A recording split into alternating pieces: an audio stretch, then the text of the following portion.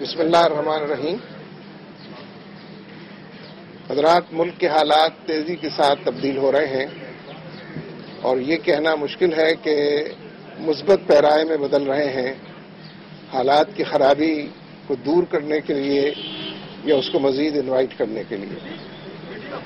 ہم تسلسل سے یہ بات کہتے رہے ہیں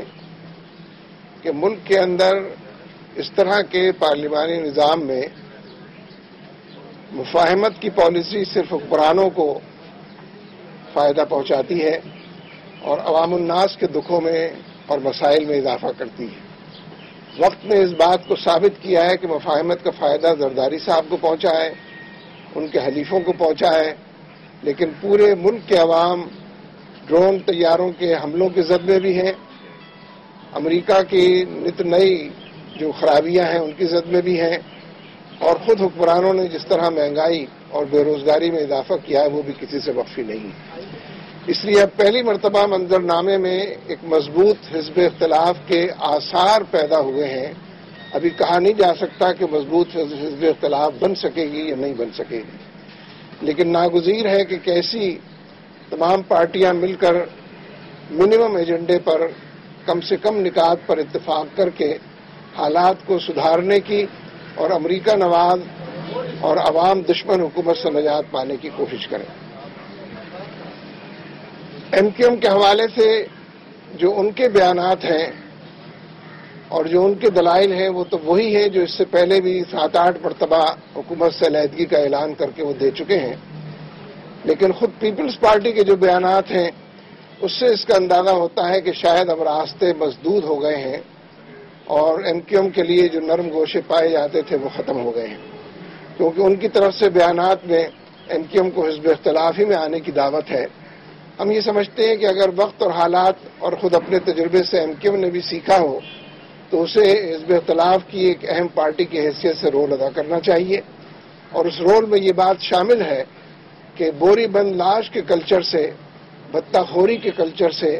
اور عوام کے دکھوں میں اضافے کے کلچر سے نجات پانی چاہیے۔ اب پھر ڈرون حملے اسی طریقے سے ہو رہے ہیں جس طرح قرارداد منظور ہونے سے پہلے ہوئے تھے۔ ہم وزیر اعظم صاحب سے یہ بات وجہ طور پر پوچھنا چاہتے ہیں کہ جس پارلیمنٹ کے وہ چیف ایگزیکٹو قرار پائے ہیں حکومت کے اندر، ملک کے اندر، اس پارلیمنٹ کی قرارداد پر عمل درآمد میں کیا رکاوٹ ہے؟ اس میں یہ بات طے ہو گئی تھی کہ اگر امریکہ اب بھی ڈرون حملے کرے گا تو ہم نیٹو کی سپلائی لائن بند کر دیں گے۔ اگر عوام اپنی جان پر کھیل کر نیٹو کی سپلائی بند کرنے کی صلاحیت رکھتے ہیں اور بار بار اس کا مظاہرہ بھی کرتے ہیں تو حکومت کے راستے میں کون سی رکاوٹ ہے سوائے امریکہ دوستی کے اور امریکی غلامی کے؟ اس لیے ہم یہ سمجھتے ہیں کہ پارلیمنٹ کی قرارداد کی خلاف ورزی خود حکومت کر رہی ہے اور اس کے نتیجے میں عوام کا بہت بڑے پیمانے پر جانی اور مالی نقصان ہو رہا ہے۔ اس لیے اس قرارداد پر بھی عمل ہونا چاہیے، اور اسی کے ساتھ ساتھ ایبٹ آباد کے حوالے سے جو کمیشن ہے اور سلیم شہزاد کے حوالے سے جو کمیشن ہے ان کی کارروائی روز کے روز لوگوں کے علم میں آنی چاہیے، کیونکہ عام طور پر کمیٹیاں اور کمیشن مسائل کو بھلانے کے لیے، التوا کے اندر ڈالنے کے لیے اور لوگوں کے ذہنوں سے محو کرنے کے لیے ہوتے ہیں۔ اس لیے ناگزیر ہے کہ ایسے تمام کمیشن اور کمیٹیوں کی روز کی بنیاد پر کارروائیاں پریس اور میڈیا کے ذریعے سامنے آئیں۔ آخری بات میں یہ بھی کہنا چاہتا ہوں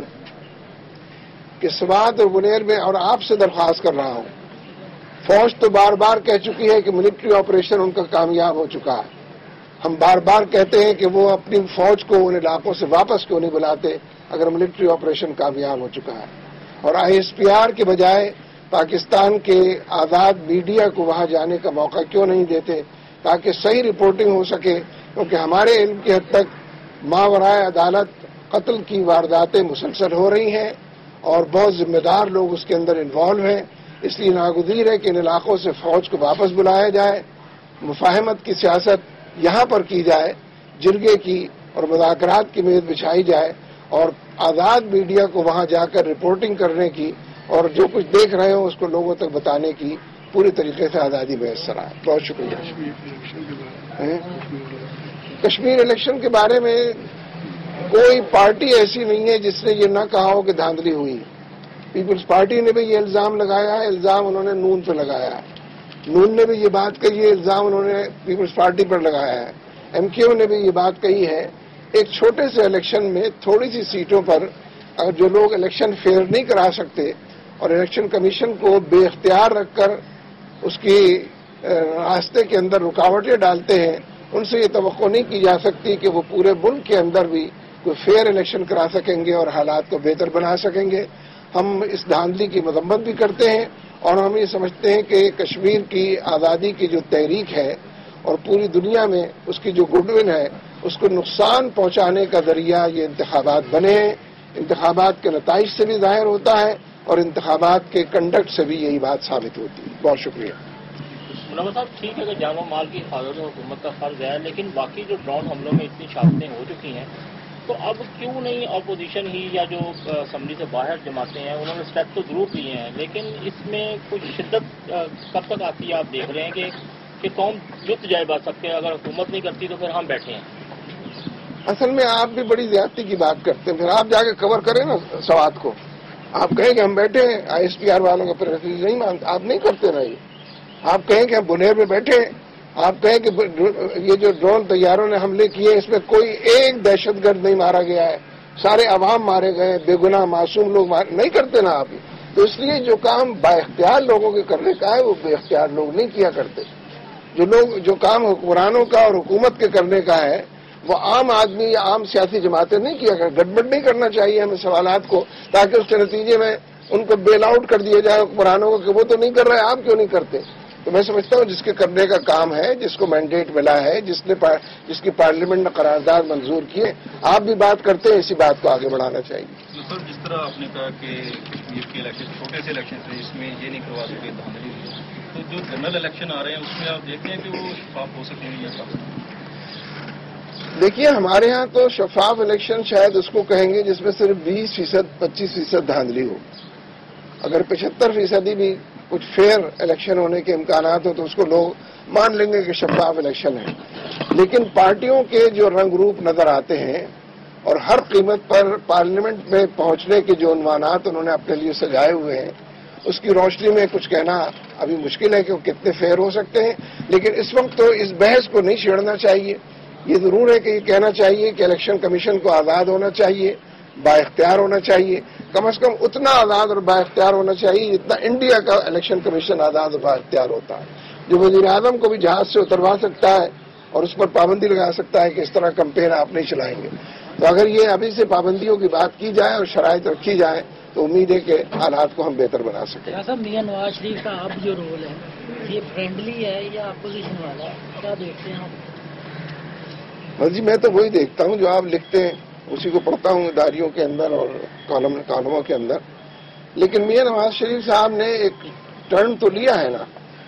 اور جس طرح وہ مفاہمت کی پالیسی کے نتیجے میں 3 سال انہوں نے پیپلز پارٹی کی خدمت کی ہے اور اس کے اقتدار کو دوام بخشا ہے، اس پر کوئی سیدھا صحب کارگر تو نہیں ہے۔ یعنی فرض اگر ساقط ہو جائے تو اس پہ تو سیدھا صحب نہیں ہوا کرتا، تو فرض ہی ادا کرنا پڑتا ہے۔ اس لیے میاں صاحب کو تمام لوگوں کو ساتھ لے کر چلنا چاہیے، بڑے پیمانے پر تحریک بنانی چاہیے، حکومت کا پول کھولنا چاہیے، کچا چٹھا بیان کرنا چاہیے، ان کو چارج شیٹ کرنا چاہیے، اور جن جرائم کو میں یہ مددگار رہے ہیں اس پر قوم سے معافی مانگنی چاہیے۔ 14 مئی کو جو ہے پارلیمنٹ کا اندازہ ہے، آپ بھی سیاسی فکر رکھتے ہیں، آپ کے پاس بھی